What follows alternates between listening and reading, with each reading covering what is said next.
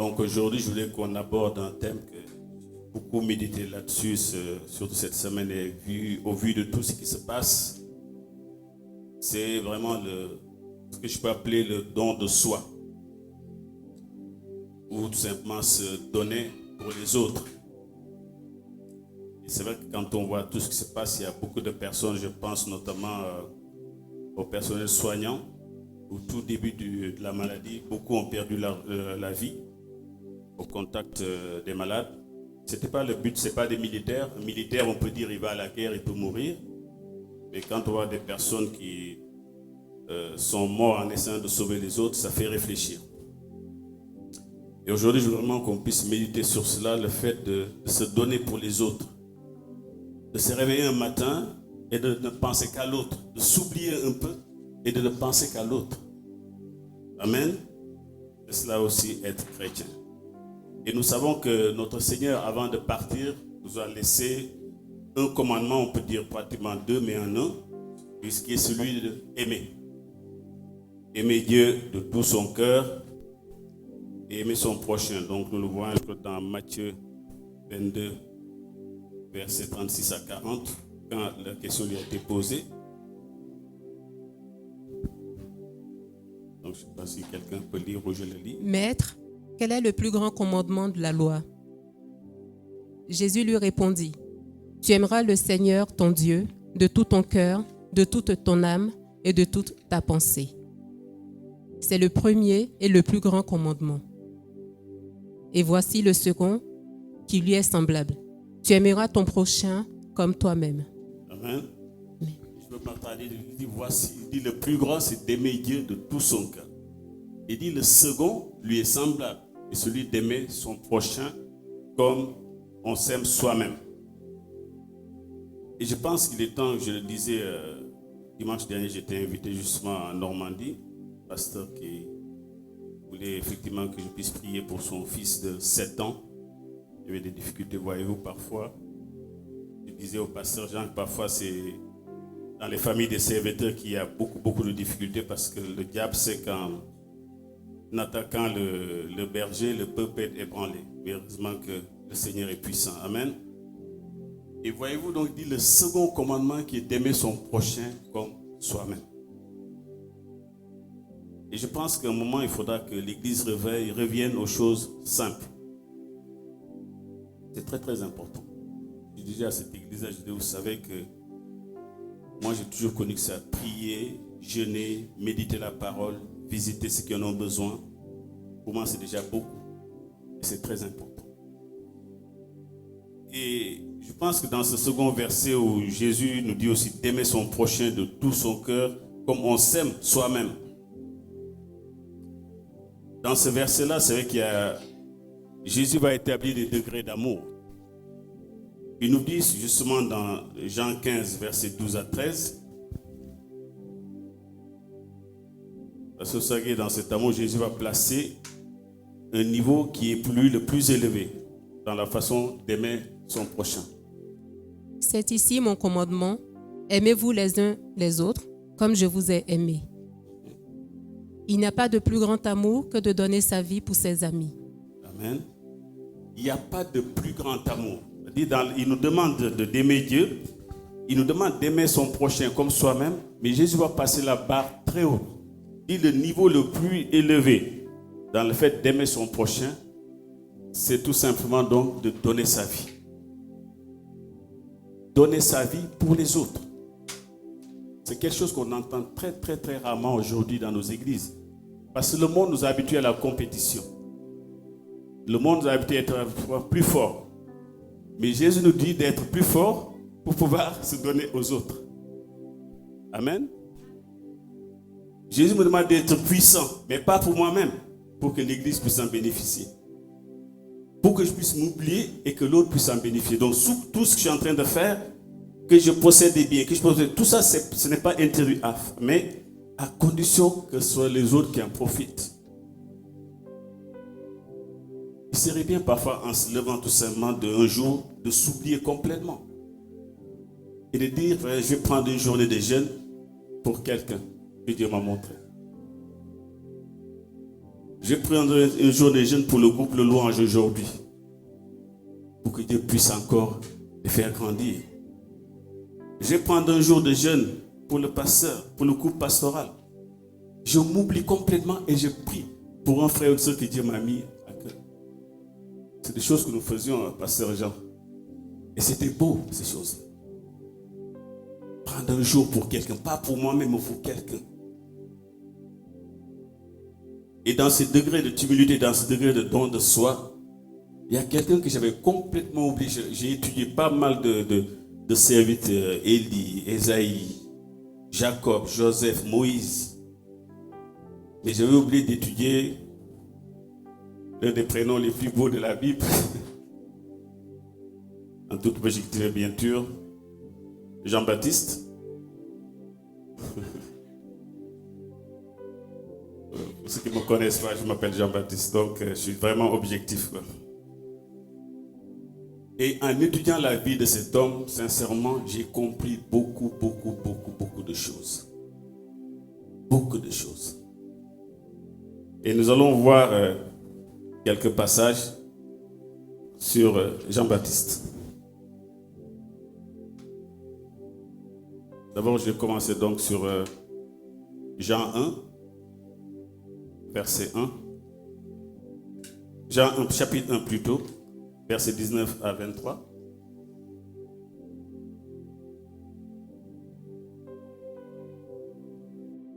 Je peux le lire. J'ai oublié de donner les versets.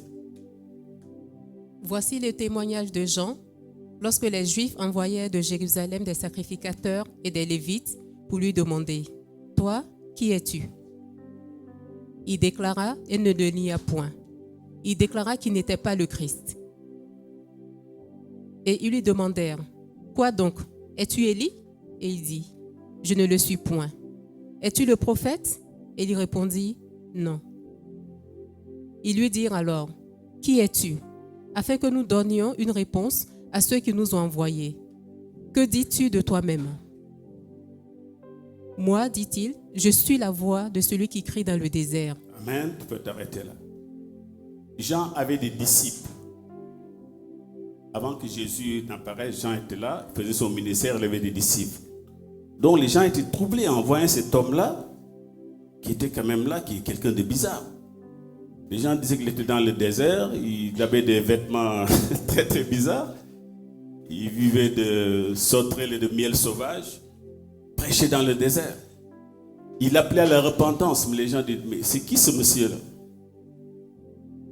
Et tu Élie, les gens lui demandent, parce que les gens disaient, ils ne comprenaient pas, c'est peut-être Élie qui est revenu. Il est peut-être le Christ, un prophète, c'est lui le prophète. Mais à chaque fois on lui pose la question, il dit non. Donne-nous une réponse, Jean, qui es-tu? Et voyez la réponse de ce monsieur. Il ne dit même pas son prénom. Je suis la voix de celui qui crie dans le désert.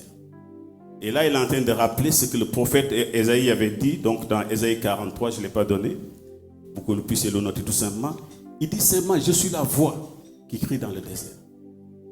Déjà, mesurons déjà une telle humilité. Je suis la voix. Je ne suis pas Jean ni qui d'autre, je suis seulement la voix qui crie dans le désert. Et quand vous allez voir tout ce que cet homme-là a reçu dans sa vie, on a commencé à parler de Jean-Baptiste dans l'Ancien Testament jusqu'à Jésus lui-même. Jésus a fait une très bonne présentation de Jean-Baptiste. Et en termes d'humilité, je n'ai pas vu quelqu'un comme vraiment Jean-Baptiste. On peut continuer jusqu'au verset 27, toujours dans ce même chapitre. Aplanissez le chemin du Seigneur, comme a dit Ésaïe le prophète. Ceux qui avaient été envoyés étaient des pharisiens. Et ils firent encore cette question. Pourquoi donc baptises-tu si tu n'es pas le Christ, ni Élie, ni le prophète? Jean leur répondit, moi, je baptise d'eau.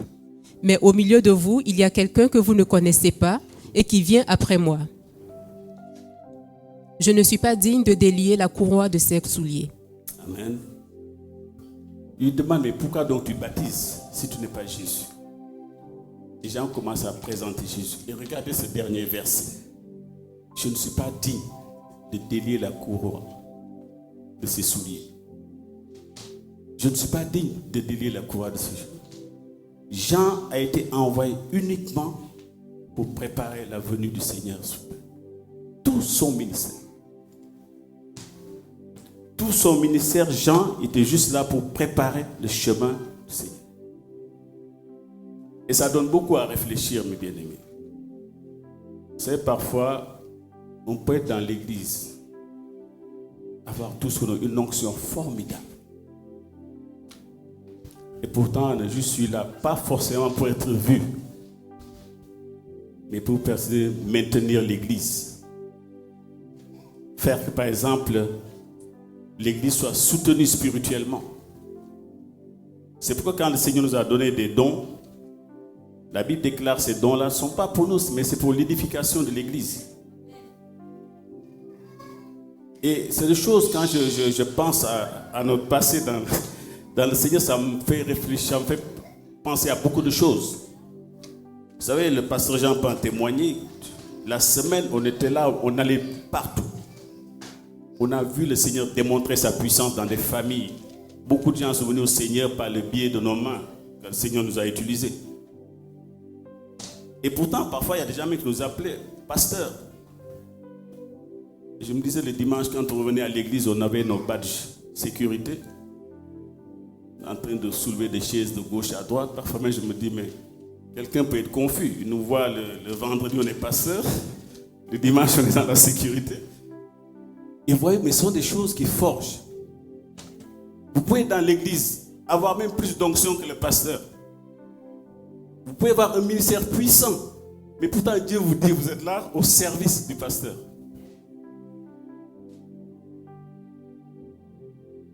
Et c'est ça qui trompe beaucoup de gens. Beaucoup de gens ont quitté. Non, moi, on ne m'utilise pas, je ne prêche pas. Bien aimé. Si quelqu'un veut le micro, je peux le lui donner. C'est un fardeau. C'est Dieu qui équipe, c'est Dieu qui donne le talent. Tout le ministère de Jean, aussi puissant qu'il était juste là, une simple voix. Je suis la voix. Juste là, pour préparer le ministère du Seigneur. Et après, on parlera même plus de lui. Je ne suis même pas digne de délier la couronne de ses souliers. Jean 3, 25 à 30.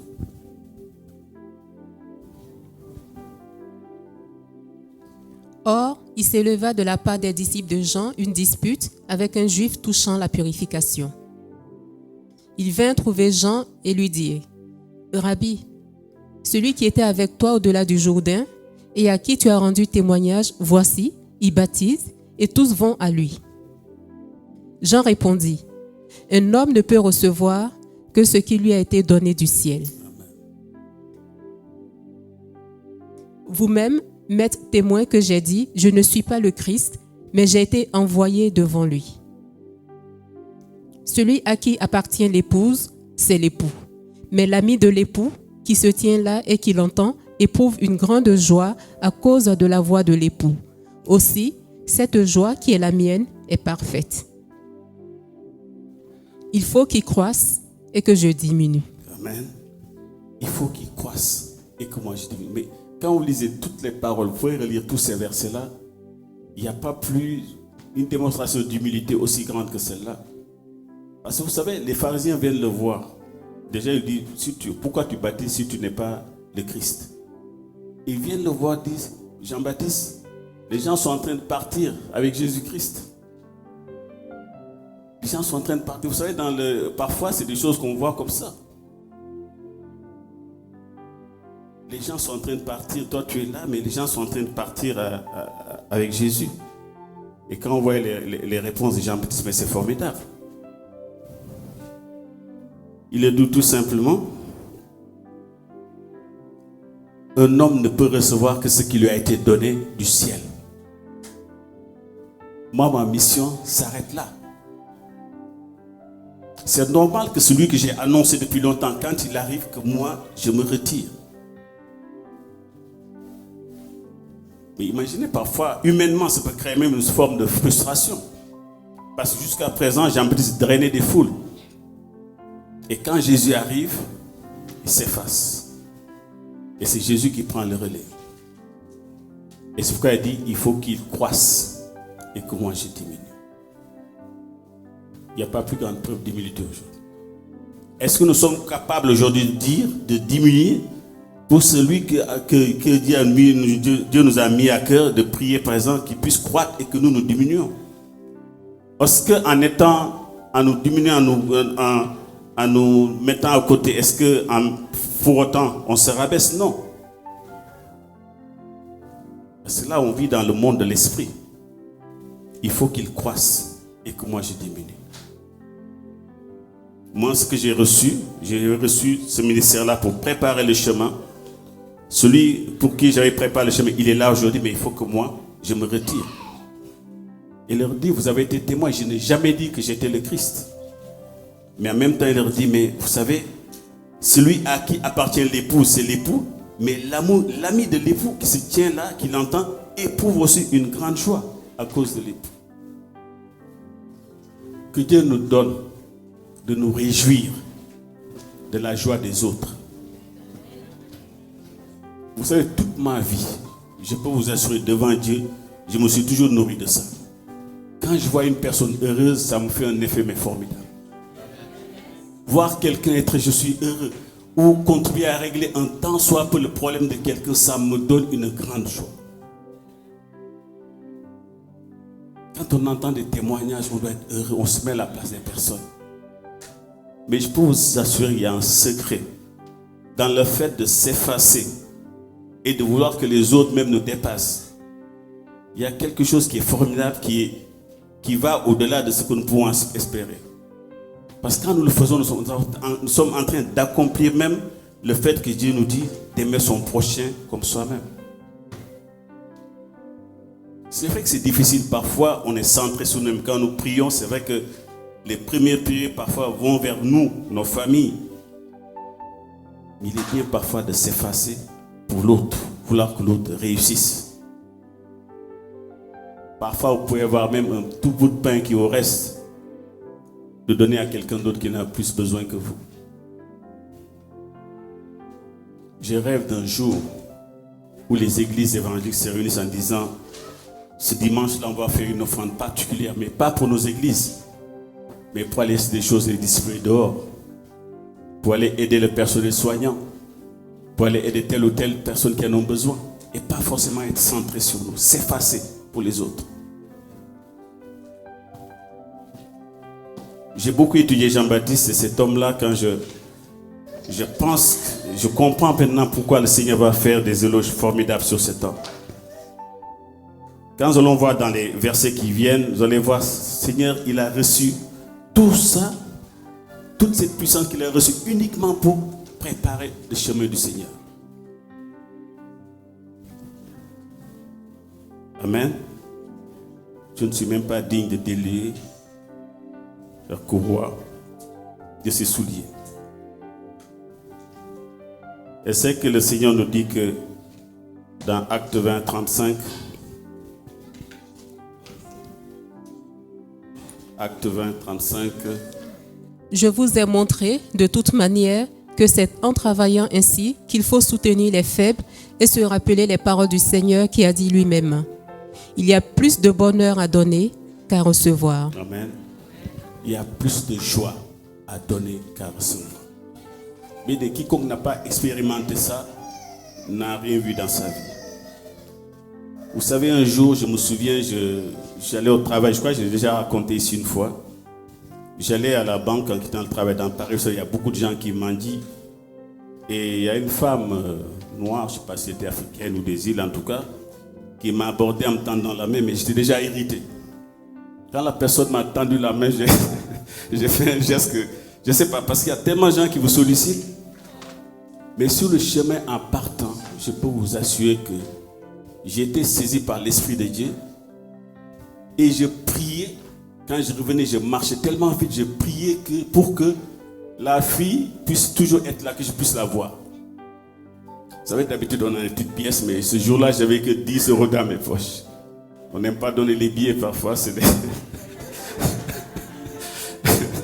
les 50 centimes, les 1 euro, ça nous arrange plus. J'avais que 10 euros.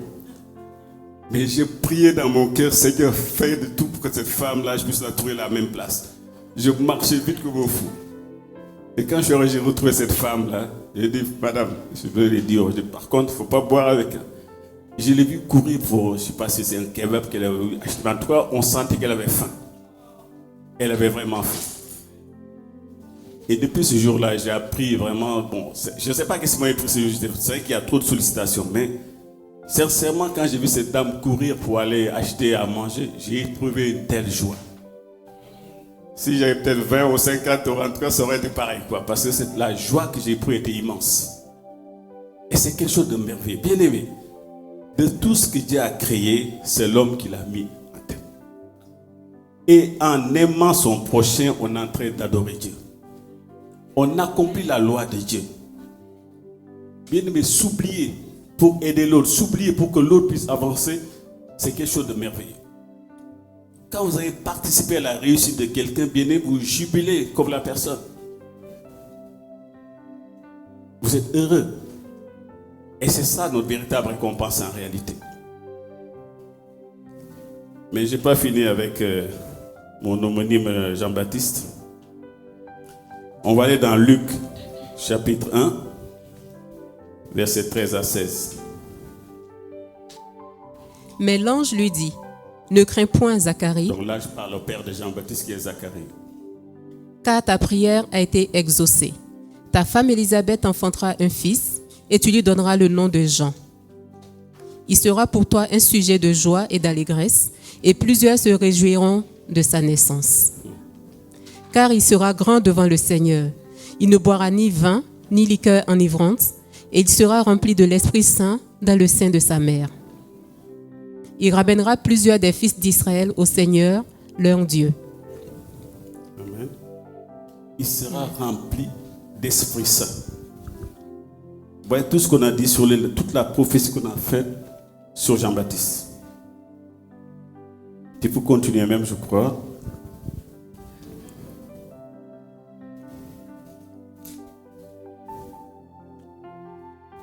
Il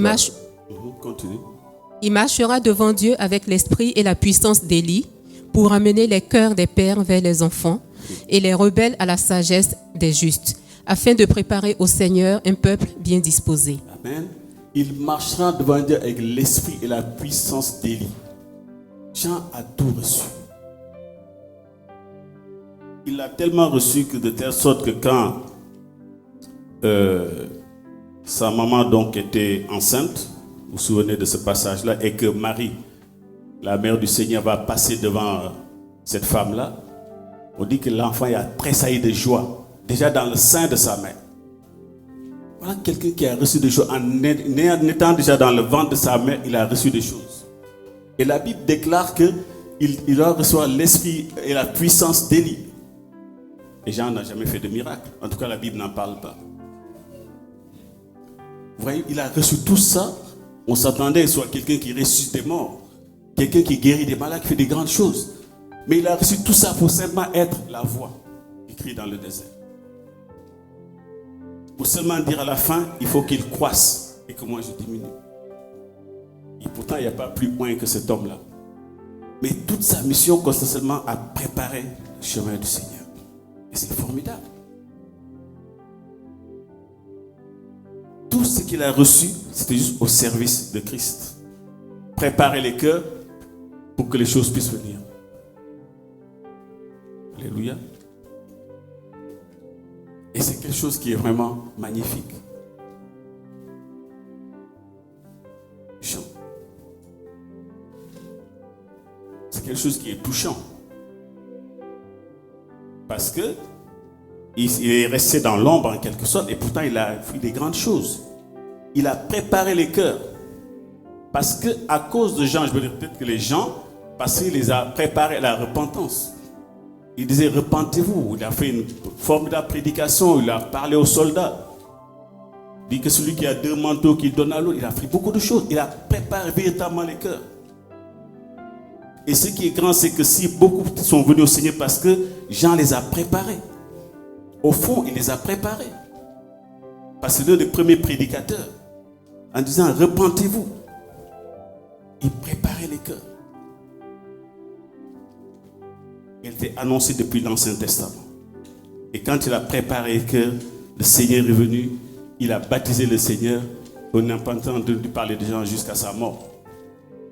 Une mort atroce. Il va mourir décapité. Et là où il est, il devait même pouvoir se dire, mais pourtant j'ai préparé, c'est le Messie qui est arrivé. Hérode me promet la mort et pourtant, Christ n'intervient pas. Personne n'intervient. Aucun miracle, il va mourir. Je regrette vraiment d'avoir étudié tardivement la vie de cet homme. C'est des choses qui sont formidables. Regardez ce que le Seigneur va dire de Jean dans Matthieu 11, verset 11.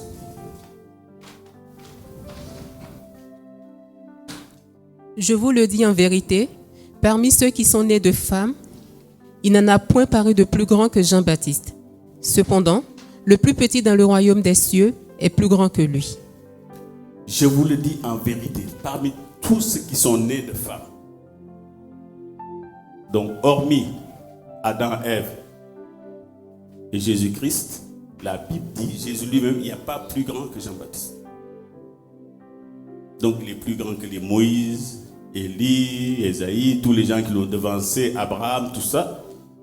Parce que tout ça sont nés de femmes. Et Jésus dit, il n'y a pas plus grand que Jean-Baptiste. Et pourtant qu'on la voit, la vie de cet homme, à part avoir crié dans le désert, qu'est-ce qu'il a fait? Et pourtant c'est très profond. Regardez, même quand le Seigneur est venu lui demander pour qu'il le baptise, il ne voulait pas.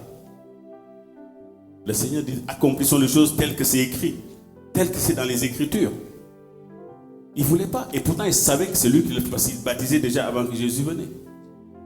Donc, mettez-nous un peu dans la peau de cet homme, qui est un homme de Dieu, puissant, efficace, mais qui est toujours au service de quelqu'un d'autre. Ces serviteurs comme Jean-Baptiste sont devenus rares aujourd'hui. Aujourd'hui, il y a des méga et des superstars. Personne ne veut être dans l'ombre. Et parfois, on peut être dans l'ombre et efficace. On peut être une femme de prière qu'on ne voit même pas, mais le Seigneur voit. Le Seigneur sait que, vous voyez, c'est lui, cette femme-là, cet homme-là qui tiennent l'église comme ça, avec leur prière et leur intercession. Parce que quand ils prient, Dieu agrée. Dieu les voit. Jean-Baptiste a été qualifié, il a tout reçu. Pas pour être vu, mais pour que le Seigneur soit vu. Amen. Et je pense que c'est une leçon pour chacun d'entre nous. La vie chrétienne sont des choses qu'on... Aujourd'hui, je pense que, je ne sais pas, mais je sens qu'il faut qu'on revienne aux choses essentielles. On s'est trop égaré, on s'est trop dispersé. Je ne parle pas d'ici, c'est je connais mon frère Jean, mais regardons autour de nous. Qu'est-ce qu'on glorifie aujourd'hui? Ce n'est même pas le Seigneur. Ce sont des superstars. Mais dites-moi, ces personnes-là, ils n'ont même pas reçu 1/10 de ce que j'ai reçu. Et pourtant, il dit, mets-toi à côté. Quand il a fini sa mission, le rideau tombe, on ne parle plus de Jean. Et c'est Jésus qui apparaît. Elle meurt atrocement. Vous imaginez? C'est à l'opposé de ce que nous voyons aujourd'hui. Ah non, ça aurait été un échec pour beaucoup. Certainement, il a fait quelque chose, on l'a décapité, c'est que ce gars-là, c'était un faux prophète. Mais vous savez, sa mission est terminée. Il a terminé de façon merveilleuse. Il a accompli tout ce que la loi avait dit. Depuis le temps d'Ésaïe, on parlait de gens déjà dans Ésaïe. Et c'est ce passage de Ésaïe, quand il parle c'est ce passage-là même que Martin Luther King va utiliser dans I Have a Dream, dans ce passage-là. Aplanissez les sentiers. Parler de gens qui venaient préparer les cœurs. C'est ça le plus difficile, préparer les cœurs. C'est comme quelqu'un qui vient, qui laboure la terre, et puis l'autre il vient et sème. C'est ce que Jean a fait. Il a labouré les cœurs. Et quand le Seigneur est venu, ça passait mieux, parce que Jean avait parlé. Bien, soyons parfois des sacrifices vivants pour nos frères et nos sœurs. C'est beau de s'effacer. Je peux vous assurer que expérimentez cela pour que l'autre réussisse. Le Seigneur sait que vous y êtes pour quelque chose.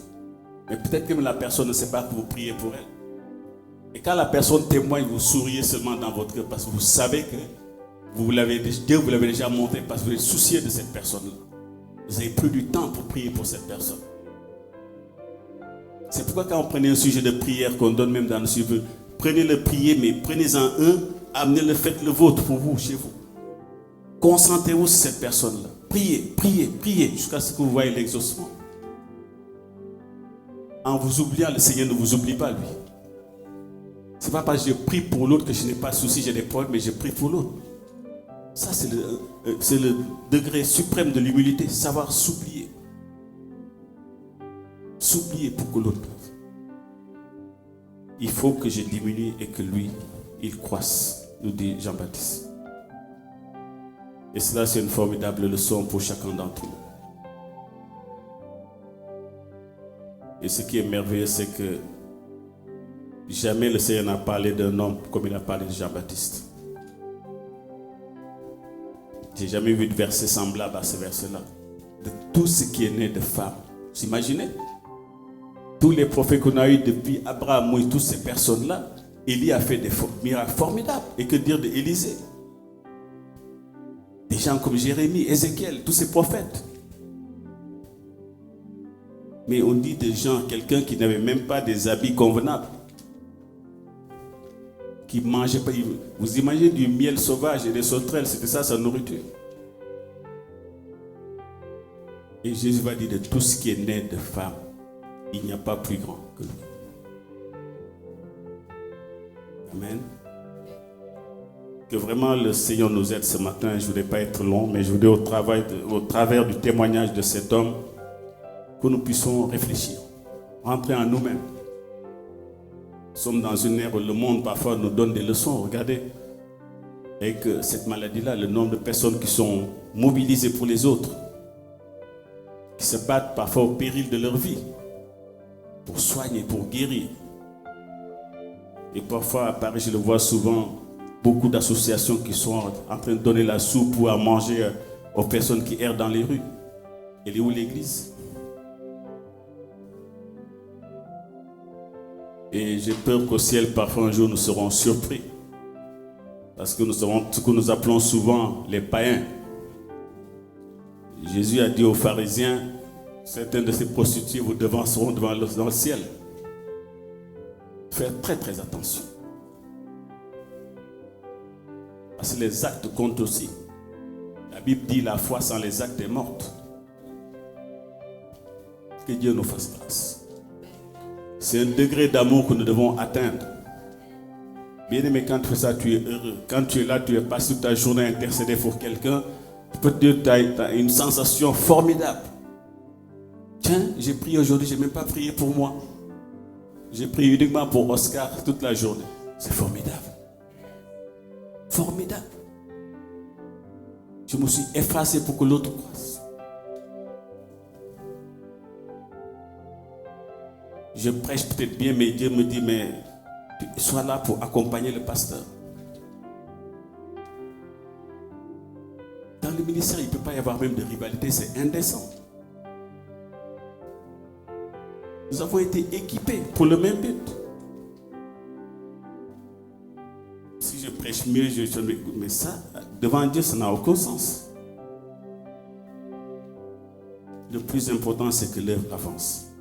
Et je pense que le plus important, c'est de se concentrer sur l'être humain. L'église, ce n'est pas une question de bâtiment. Ce n'est pas une question de gros sous. Investis-toi sur l'être humain, le prochain. C'est le commandement que Jésus a donné. Aime ton prochain comme toi-même. Investis-toi sur les humains. Quand je dis les humains, je ne parle pas seulement de l'église. Tout homme. On a vu un homme dit à Jésus, Seigneur, qui est notre prochain? Vous connaissez tous cette parabole donc du bon samaritain. Ceux qui sont passés devant cet homme-là, c'était des gens qui étaient soi-disant proches de Dieu. D'autres ont détourné, on parle du sacrificateur qui a détourné l'autre passé. Et c'est le samaritain, quelqu'un que les juifs ne pouvaient pas supporter. Cet homme-là qui s'est arrêté, qu'est-ce qu'il est en train de nous dire? Parfois nous disons, nous qui sommes en Christ, et Dieu dit, regarde, va apprendre auprès du païen qui est dehors. Parce que lui, il fait la loi de Dieu. Et toi qui es enfant de Dieu, tu ne le fais pas. Et là, il faut faire très très attention. Le monde, parfois, nous a fait. Jésus peut, si Dieu a utilisé un âne pour nous enseigner, il peut bien utiliser un païen. Que le Seigneur nous aide et que nous y prions ce matin. Seigneur, je te bénis, je te rends grâce, je glorifie ton Saint-Nom. Je sais qu'en matière d'humilité, tu as beaucoup à nous apprendre parce que de fils et de Dieu que tu étais, la Bible déclare que tu t'es humilié, tu t'es fait homme afin d'être cloué à la croix et que nous soyons sauvés. Donc tu es le meilleur des exemples. La vie chrétienne est une question de don parce que la Bible déclare qu'il nous a tellement aimés qu'il a donné son Fils. Aide-nous, Seigneur, aussi à nous donner pour les autres afin de mieux te représenter ici-bas. Seigneur, cela est facile si nous avons les yeux que tu as, que nous voyons comme tu vois. Que ton Saint-Esprit nous saisisse ce matin. Et que nous puissions, Seigneur, nous tourner vers l'essentiel. Celui que tu as dit, tu l'as créé de peu inférieur à toi, l'homme.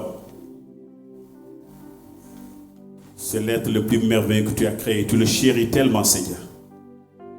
Aide-nous à être plus près de nos semblables. À savoir, Seigneur, nous effacer pour que notre prochain puisse, Seigneur mon Dieu, lui, s'en sortir. Aide-nous à revenir à l'essentiel. Aide-nous à être comme Jean-Baptiste qui a tant reçu et qui pourtant, Seigneur, était là juste dans l'ombre pour que toi, tu puisses paraître. Seigneur, c'est toi la lumière. Et tu nous éclaires chaque jour. Que ta lumière nous enseigne encore ce matin, Seigneur. Que ta parole nous enseigne ce matin encore, Seigneur. Nous te bénissons. Seigneur, merci encore. Aide-nous, Seigneur mon Dieu, à nous souvenir les uns des autres. Que nous puissions, Seigneur mon Dieu, oublier un tant soit peu notre propre être. Mais que nous puissions placer les autres comme étant supérieurs à nous-mêmes, Seigneur. C'est en cela que tu nous as appelés.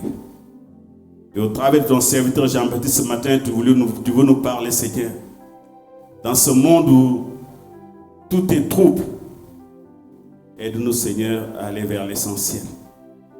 À nous occuper de celui que tu as placé au-dessus de toutes choses. Celui que tu as donné toute la domination sur terre. Aide-nous à nous centrer sur l'homme, Seigneur. Je te bénis ce matin, je te rends grâce, je te livre ton Église. Seigneur, que l'amour de Christ qui est répandu dans nos cœurs règne dans ton Église ce matin. Je te prie, mon Dieu. Merci encore de susciter cela dans nos cœurs. Que cet amour que tu as placé en chacun de nous se déverse. Et quand nous voyons notre frère et notre soeur, que nous puissions nous réjouir de sa réussite. Que nous puissions nous réjouir de la joie qu'il éprouve.